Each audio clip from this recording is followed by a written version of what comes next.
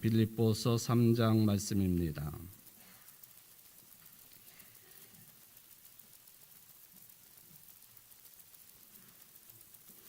빌립보서 3장 17절부터 21절까지 말씀입니다. 형제들아, 너희는 함께 나를 본받으라. 그리고 너희가 우리를 본받은 것처럼 그와 같이 행하는 자들을 눈여겨보라. 내가 여러 번 너희에게 말하였거니와 이제도 눈물을 흘리며 말하노니 여러 사람들이 그리스도의 십자가의 원수로 행하느니라. 그들의 마침은 멸망이요 그들의 신은 배요 그 영광은 그들의 부끄러움에 있고 땅의 일을 생각하는 자라. 그러나 우리가 우리의 시민권은 하늘에 있는지라. 거기로부터 구원하는 자 곧 주 예수 그리스도를 기다리노니 그는 만물을 자기에게 복종하게 하실 수 있는 자의 역사로 우리의 낮은 몸을 자기 영광의 몸의 형체와 같이 변하게 하시리라. 아멘. 이는 하나님의 말씀입니다. 하나님께 감사합니다. 오늘 부활주일입니다. 평화 인사 나누었습니다마는 우리 함께 다시 한번 옆에 계신 분들, 앞뒤에 계신 분들과 함께 이번에는 부활의 인사를 나누도록 하겠습니다.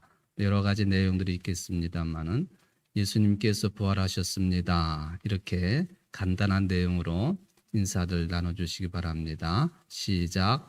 예수님이 부활하셨습니다. 예, 예수님 부활하셨습니다. 고린도전서 15장 16절 17절 말씀을 보면 죽은 사람들이 살아나는 일이 없다면 그리스도께서 살아나신 일도 없었을 것입니다. 그리스도께서 살아나지 않으셨다면 여러분의 믿음도 헛된 것이 되고 여러분은 아직도 죄 가운데 있을 것입니다. 이 말씀은 부활이 예수님만의 부활이 아니라는 말씀이에요. 예수님의 부활은 곧 예수를 그리스도로 믿는 여러분들의, 우리들의 부활이라 하는 말씀이죠. 그 소망이 여러분들이 이 땅에서의 모든 삶의 곤고함과 고난을 이겨내는 희망의 근거 되시기를 주의 이름으로 축원을 드립니다. 사진을 좀 한 장 보겠습니다. 어제 낮 12시쯤에요. 제 집사람이 저기 교회 굴뚝에 이상한 새가, 평소에 보지 못했던 새가 한 마리 앉아 있다고 그래서 제가 눈이 요즘 나빠져가지고 아무리 살펴봐도 잘 모르겠어요. 그래서 제가 휴대폰 가지고 이렇게 줌으로 당겨가지고 찍어봤는데 그래도 잘 모르겠어요. 그래서 제가 김창신 목사한테 전화해가지고 빨리 저기 가가지고 좀 사진 좀 찍어보라고. 그래서 찍은 사진이에요. 저 새가 어떤 새인 것 같아요? 네. 원앙새 같아요. 그래서 제가 조류도감도를 직접 살펴본 것은 아니지만은 원앙새 모습을 인터넷으로 찾아보니까 원앙새가 맞아요. 어떻게 저 원앙새가 저기 우리 예배당 굴뚝에 저 종탑 바로 밑에 있는 이쪽 굴뚝에 앉아 있는 거거든요. 저 뒤에 보이는 일부분의 건물이 제가 사는 집이에요. 그러니까 거기서 이렇게 높은 데서 찍을 수가 있었습니다. 근데 저게 한 마리가 아니고 그 굴뚝 동그란 거 밑에 보면은 들락날락 할 때가 있는데 한 마리가 또 있었어요. 저거는 좀 화려한 색깔인 거 보니까 수컷이고 암컷이 밑에서 왔다 갔다 한 것 같아요.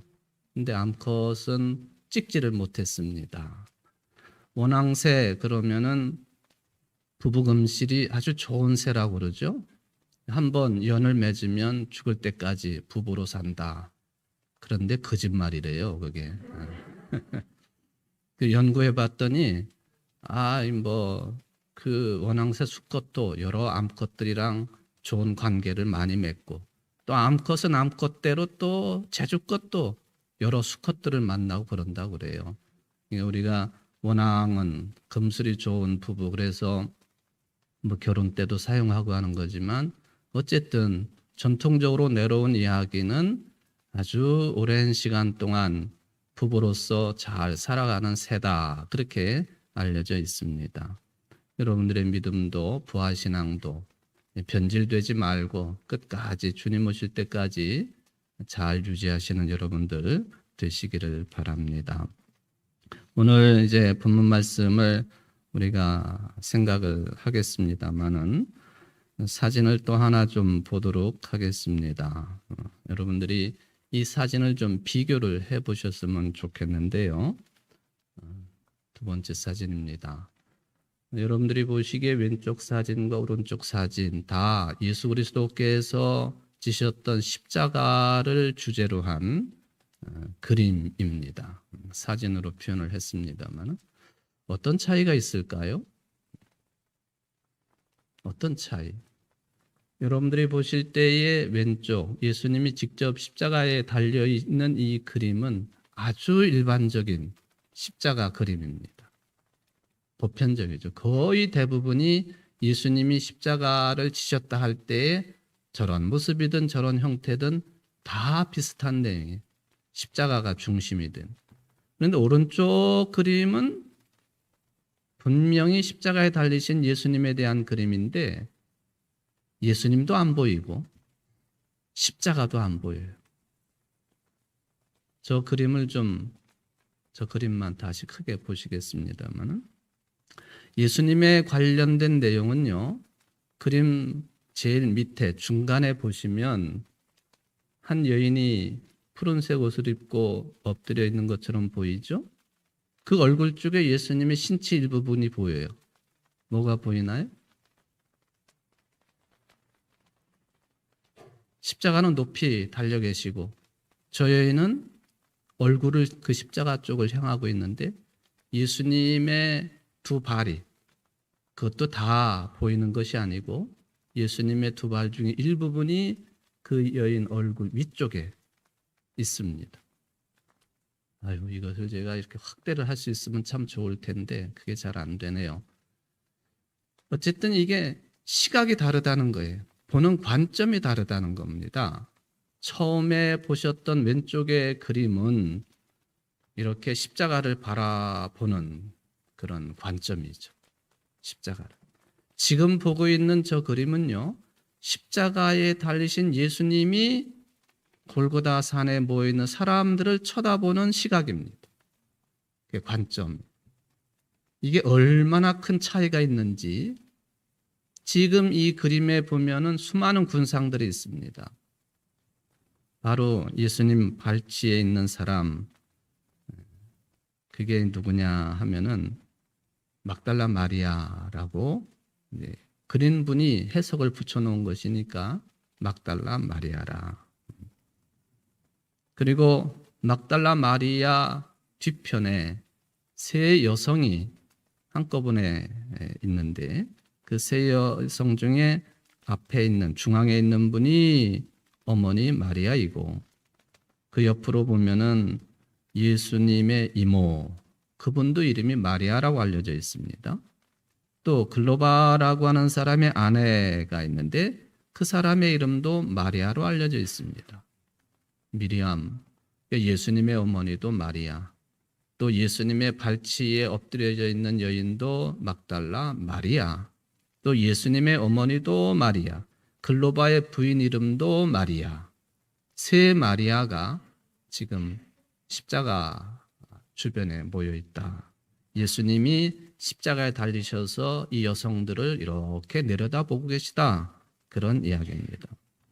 그림 뒤에 왼편에 보면은 붉은 망토를 두르고 그리고 양손을 단단히 모으고 십자가의 예수님을 뚫어지게 쳐다보고 있는 사람이 로마 군인인데 마태복음 27장 54절에 보면 백부장이라 그 사람이 어떤 말을 했느냐 하면은 이는 진실로 하나님의 아들이었도다. 또 백부장 양 옆에 보면요 긴 창을 쥐고 아주 흐트러진 자세로 앉아 있는 사람들이 있는데 두 사람입니다. 성전을 지키는 경비병들.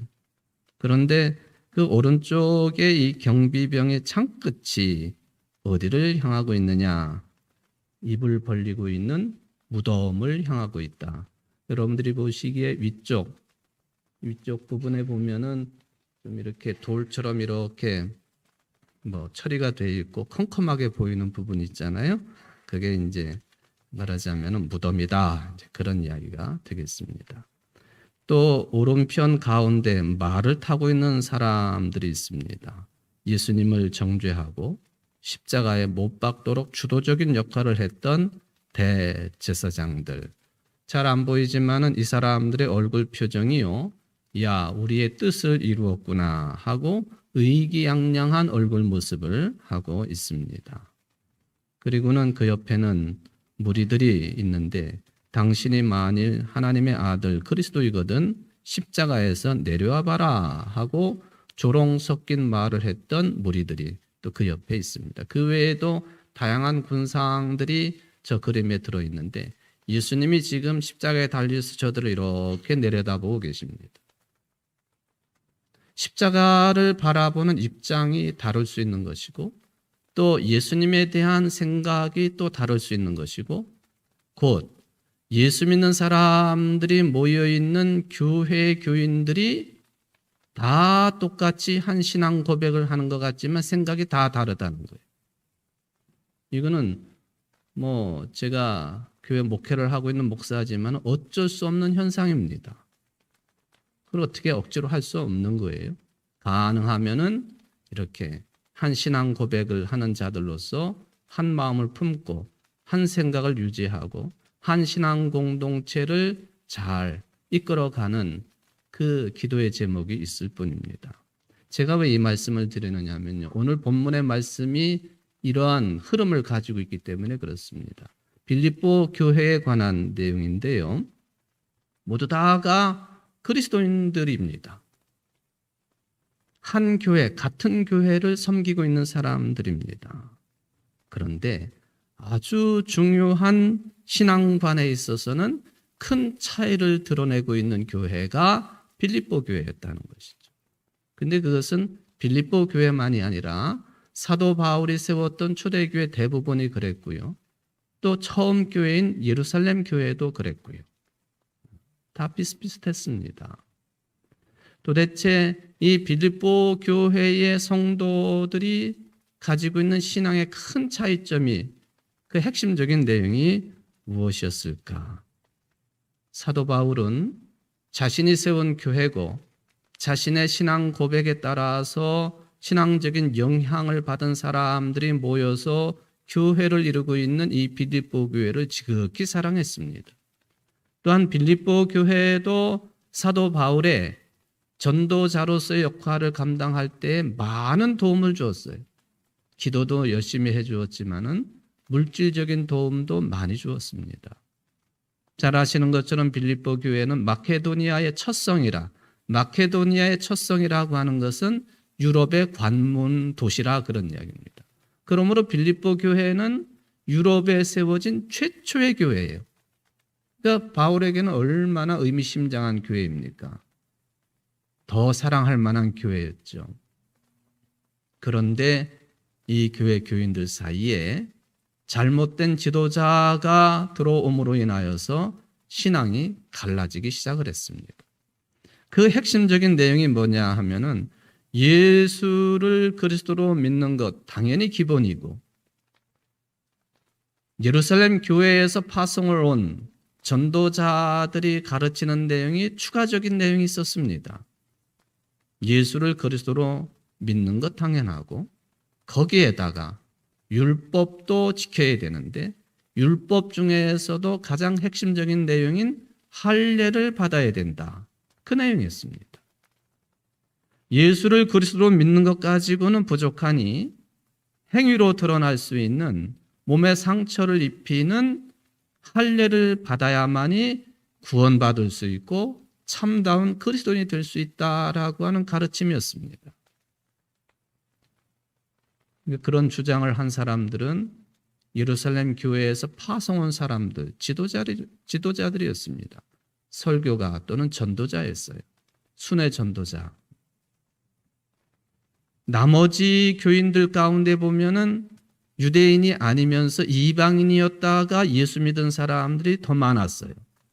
그런데 이런 사람들을 윽박지르기 시작을 합니다. 당신들 예수 믿는 거 좋은데 할례도 받아야 돼. 그러니까 교회가 신앙관이 큰 혼란이 오게 되었습니다.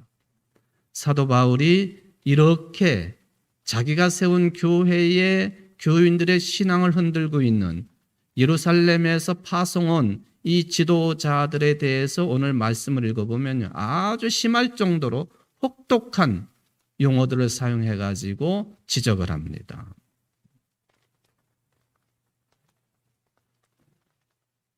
욕처럼 해석될 수 있는 개라고 하는 동물까지 동원해가지고 이들을 지적합니다. 유대인들에게 개는요, 아주 몹쓸 존재입니다. 유대인들에게 개 같은 존재는 누구냐 하면은 유대인이 아닌 이방인들, 헬라 사람들은 모두 다가 개처럼 여겼어요. 아주 못된 인종들이죠. 그런데 사도 바울이 그 용어를 사용해요. 자기도 유대인이고 지금 말씀을 전하러 파송온 이 사람들도 유대인들인데 그런 사람들을 향하여서 개라고 하는 짐승을 들어서 말하자면 지적을 했다 하는 것이죠. 유대인들이 잘 사용하지 아니하는 매우 거친 표현입니다.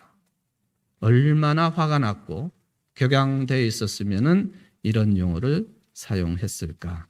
그 핵심은 바로 율법과 관련된 할례의 문제였다. 왜 이렇게 바울은 유대인들이 생명처럼 여기고 있는 할례에 대해서 반대를 했을까? 뭐냐면요.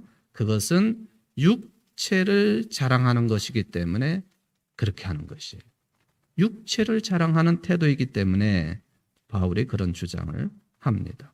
그러면서 빌립보서 3장 3절에서 바울이 말을 하기를 하나님의 영으로 예배하며 그리스도 예수 안에서 자랑하며 육신을 의지하지 않는 우리들이야말로 참으로 할례 받은 사람입니다.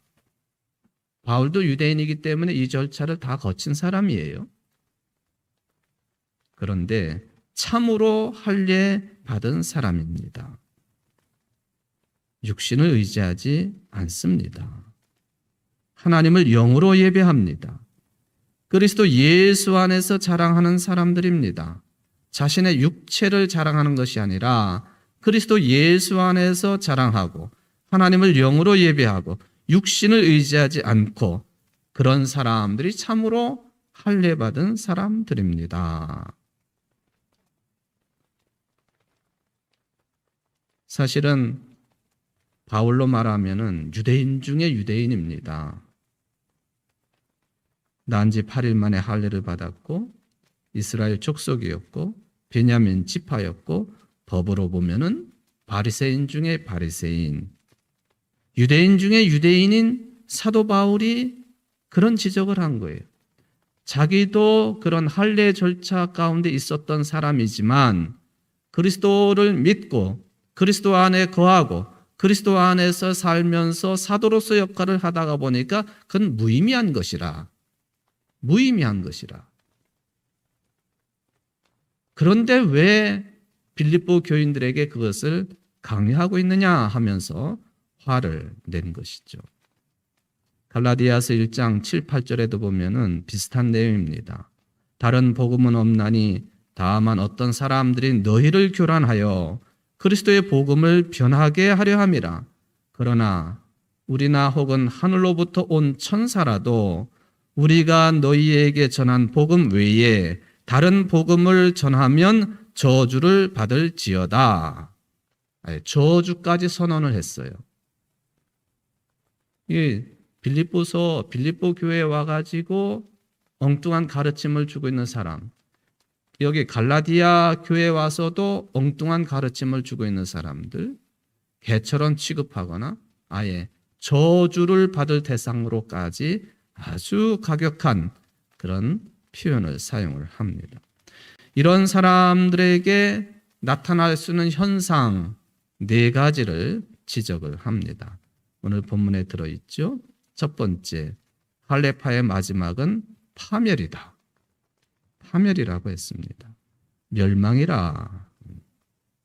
왜냐하면은 율법을 열심히 지키는 것, 또 할례까지 받는 것, 그거는 인생의 노력인데 아무리 인생이 노력을 기울인다고 해서 삶이 완성이 되거나 또 가장 중요한 구원을 받을 수 없다고 하는 것 때문에 마지막은 파멸이라 했습니다. 구원이 우리의 행함으로 이루어지는 건 아니지요. 오로지 믿음으로만 이루어지는 게 구원이에요. 그런데 이 사람들은 율법을 더 잘 지켜야 되고 할례까지 받아야 되고 이런 주장을 하면서 지도자 임내 하고 써 있으니 당신들의 마지막은 파멸입니다. 두 번째, 이 사람들의 신은 배라. 이 신은 귀신 신자를 쓰는 거예요. 당신들의 배, 이 음식을 집어넣는 배 말이에요. 당신들의 배가 당신들의 믿는 신입니다. 그런 이야기입니다. 그러니까 육신의 배부름, 이것을 최고의 가치로 생각하고 있는 사람들, 이 사람들에 대한 평가입니다. 포만감, 우리가 누릴 수 있는 좋은 쾌감이지요. 잘 알고 있는 것처럼 로마의 귀족들은 연회를 자주 베풀지 않습니까? 많이 먹고 마시고 가물을 즐겼습니다.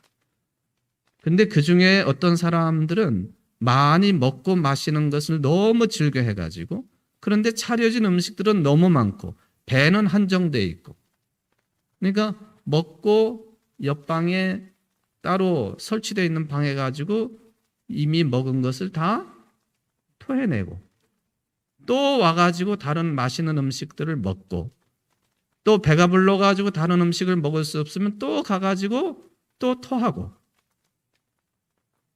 사도 바울이 이 사람들, 이 지도자들을 평할 때에 당신들의 신은 배라. 그런 정도로 평가를 받았다 하는 그런 이야기가 되겠습니다. 요즘에 우리나라에 먹방이라고 하는 먹는 프로그램의 방송이 굉장히 유명하잖아요. 이게 세계 다른 나라에서도 이 먹방을 우리 한글 발음 그대로 발음을 해요. 영어도 그렇게 발음 그대로 씁니다. 옥스퍼드 그 사전에 이 먹방 그대로가 실릴 정도로 유명해졌어요. 이렇게 보면은 어마어마하게 먹어요. 야, 저렇게 체구가 조만한 사람이 예를 들면은 라면 20봉지를 한 자리에서 먹어 치우는 사람들. 보통 사람들이 5명, 10명 먹어야 될 음식량을 혼자서 먹는 사람들. 그리고는 그 먹는 소리까지도 그냥 들려줘요.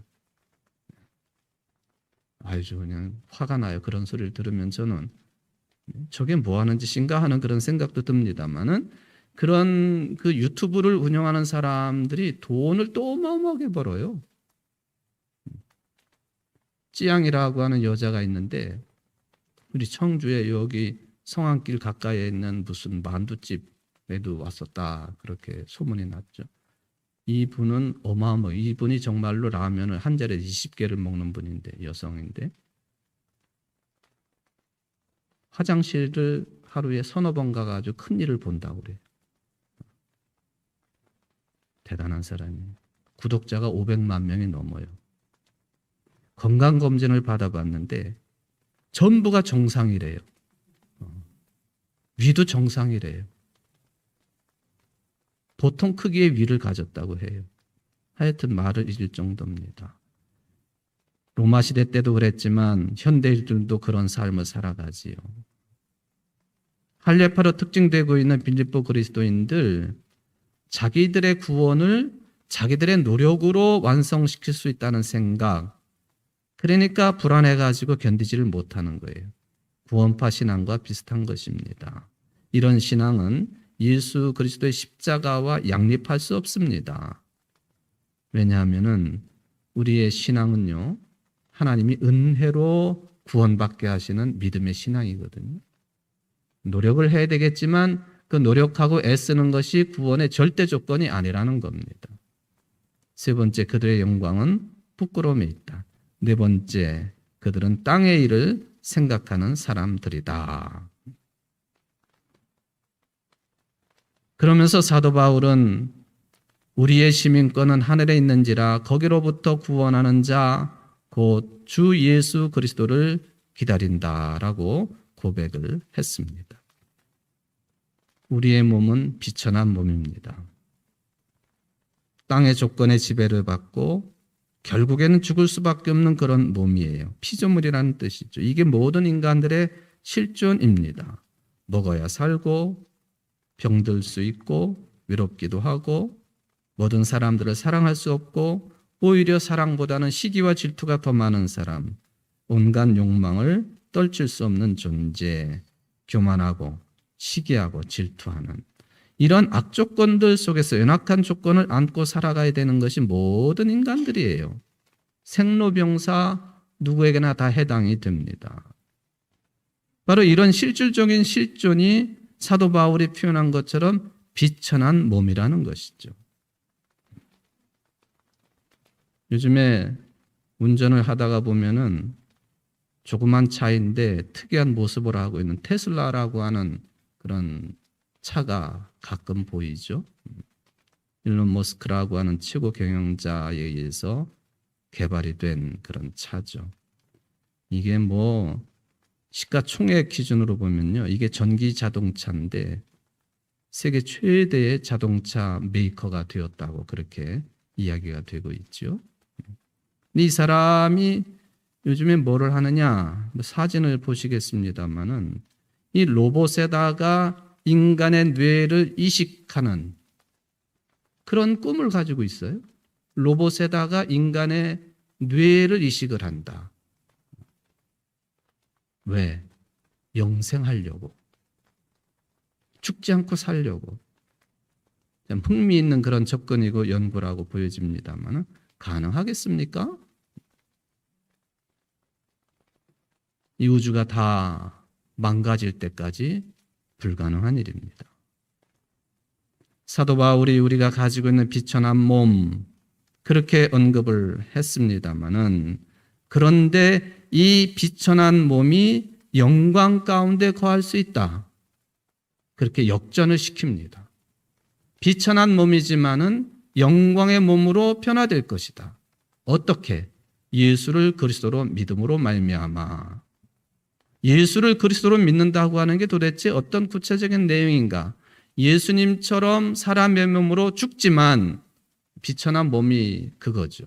그러나 예수님이 3일 만에 다시 살아나시는 부활하심으로 말미암아 예수를 그리스도 믿는 사람들은 현실적으로 비천한 몸을 가지고 살 수밖에 없지만 때가 되면 영광의 몸으로 변화될 것이다.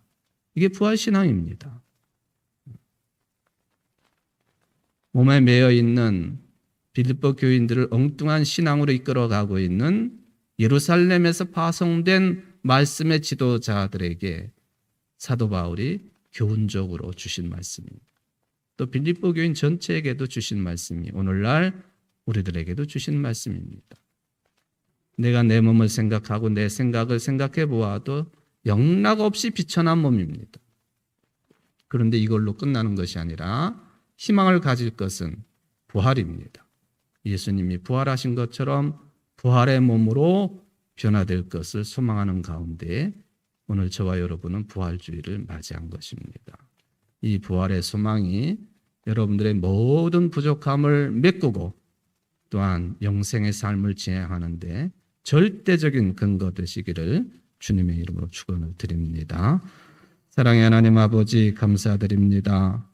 영광스러운 몸과 같은 형상으로 변화된다고 하는 사도 바울의 신앙 고백에 따라서 오늘도 우리는 믿음을 갖습니다. 주님 부활하신 것처럼 우리들도 부활할 것을 믿습니다. 이 부활 신앙으로 모든 삶의 굴곡과 조건들을 이겨나가며 기쁨의 삶을 잘 살아나갈 수 있는 우리 모두가 될 수 있도록 은총을 베풀어 주옵소서. 예수님의 이름으로 기도하옵나이다. 아멘.